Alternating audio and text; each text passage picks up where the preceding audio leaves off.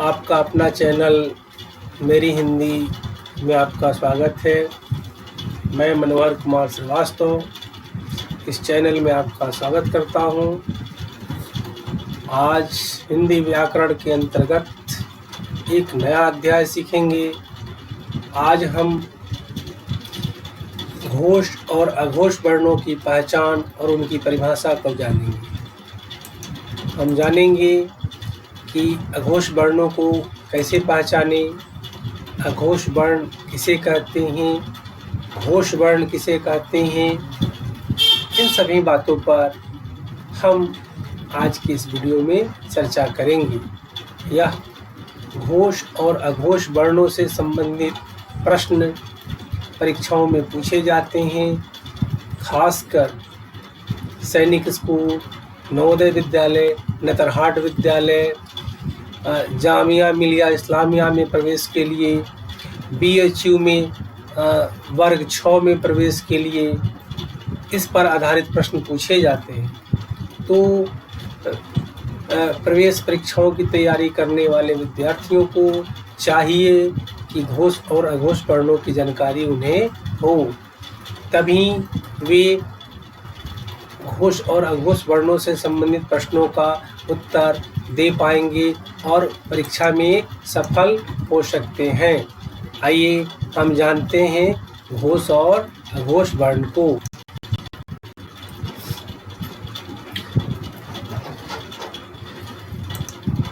हम घोष और अघोष वर्णों को जानने से पहले एक प्रश्न आपके बीच रखना चाहेंगे। घोष और अघोष वर्णों को लेकर जो प्रश्न होता है वह मूलतः नाद के दृष्टिकोण से होता है, यानी वर्णों के उच्चारण में ये नाद यानी ध्वनि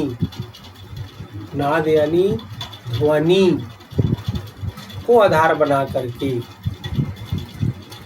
यानी ये नाद जो है ध्वनि है जिसमें स्वर तंत्रियां झंकृति उत्पन्न करती हैं। यानी नाद के दृष्टिकोण से घोष और अघोष वर्णों पर विचार किया जाता है। इसलिए हमने अल्प प्राण और महाप्राण के वीडियो में ये जाना है कि वहाँ वर्णों का वर्गीकरण कैसे हुआ है। यहाँ घोष वर्ण के अंतर्गत हम विचार करते हैं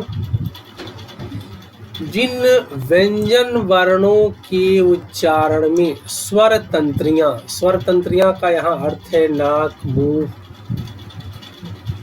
जिससे ध्वनि निकलती है, में झंकृति होती है। झंकृति होती है।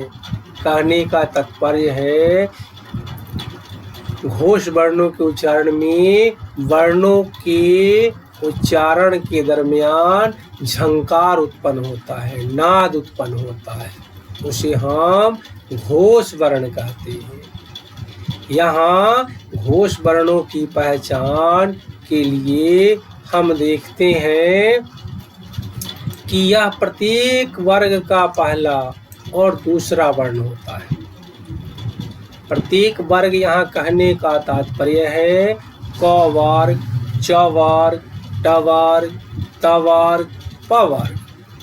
तो प्रत्येक वर्ग का पहला और दूसरा वर्ण अर्थात क वर्ग का क और ख, च वर्ग का च और छ, ट वर्ग का ट और ठ, त वर्ग का त और थ, प वर्ग का प और फ। इसके अतिरिक्त ऊष्म व्यंजन हम जानते हैं कि ऊष्म व्यंजन 4 होते हैं, तालव्य श, मूर्धन्य श, दंत स और ह। लेकिन घोष वर्ण के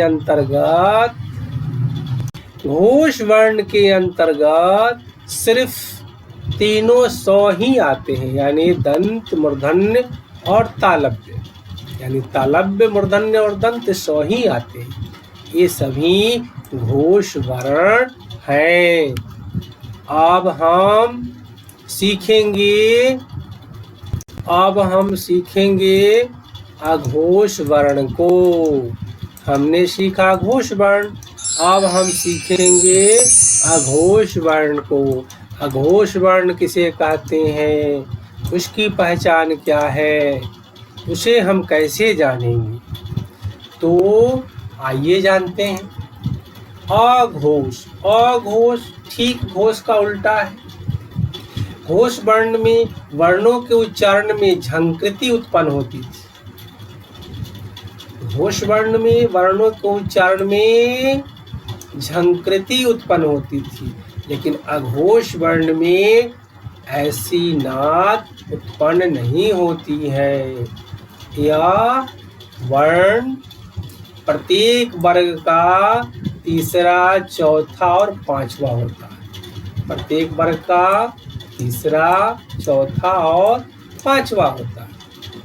अर्थात क वर्ग का ग, घ, अंग, च वर्ग का ज, झ, य, ट वर्ग का ड़, ट, न, त वर्ग का द, ध, न और प वर्ग का ब, भ, म।